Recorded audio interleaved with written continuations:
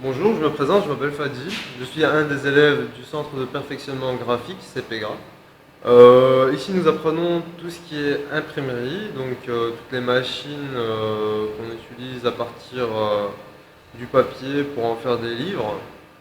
Je vais vous faire la visite petit à petit. Nous allons arriver, malheureusement c'est encore en chantier, mais nous avons la plupart des machines encore fonctionnelles. Donc voilà. Ceci, c'est un des ancêtres de l'imprimerie qui est une typo. Donc, elle imprimait des petits formats. C'est une machine assez rustique. Elle fonctionne encore. On l'utilise encore actuellement pour faire des formes de coupe pour les boîtes et tout ça.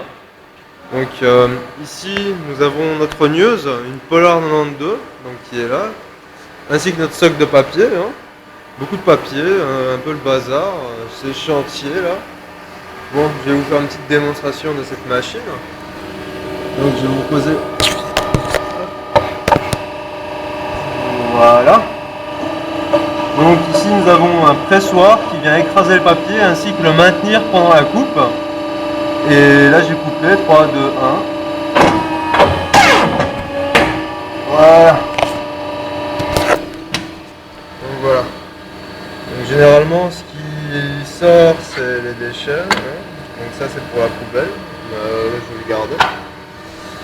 Et ce qu'on coupe, il est là. Bien, bien coupé.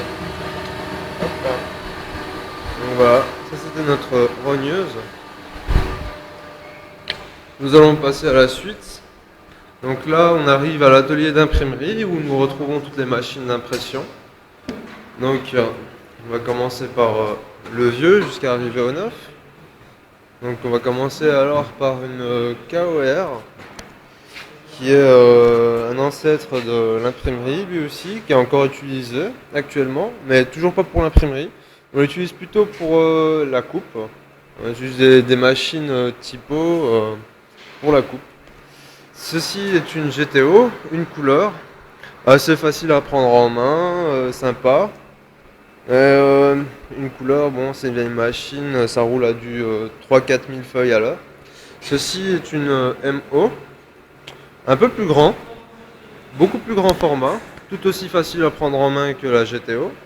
C'est pour ça qu'on la surnomme la grande GTO, mais c'est une MO. Et ouais, toujours aussi sympa, mais par contre un peu plus chiant à laver. Ceci est une TOK, toujours chez Heidelberg, hein. C'est une des toutes premières machines offset, donc voilà. Une des toutes premières machines offset avec des boutons, plutôt que d'avoir des leviers et des manivelles, voilà, des boutons. Tout petit format, hein, vraiment minuscule. Donc voilà. Les plaques, elles sont là. Voilà, les petites plaques. Donc voilà, là on arrive beaucoup plus gros. C'est là, c'est la Sorme. Semi-automatique parce qu'il a un pupitre surtout. Donc le pupitre en fait c'est ce qui gère les zones d'ancrage. Donc ici l'ancrage et tout ça. Donc voilà. Une couleur toujours.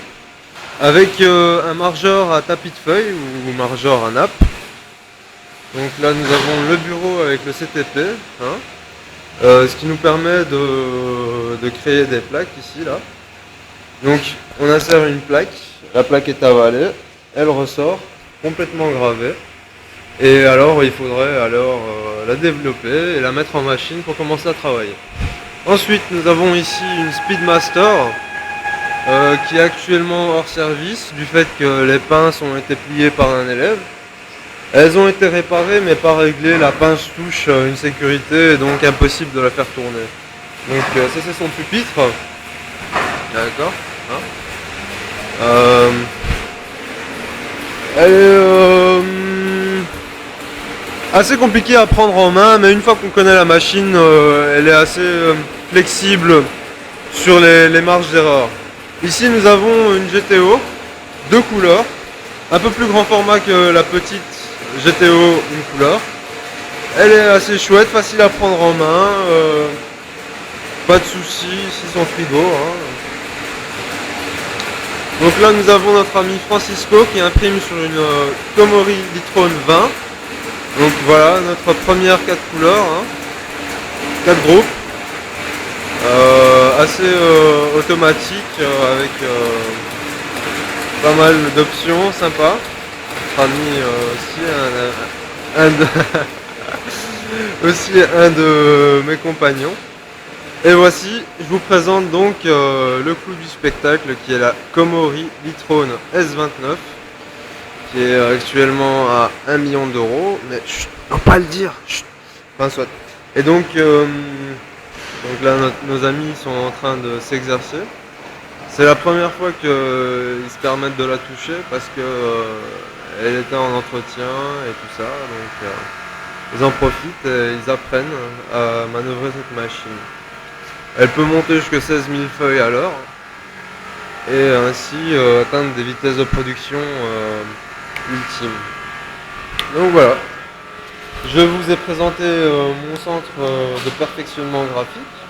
J'espère que ça vous a plu et je vous dis à bientôt. Au revoir.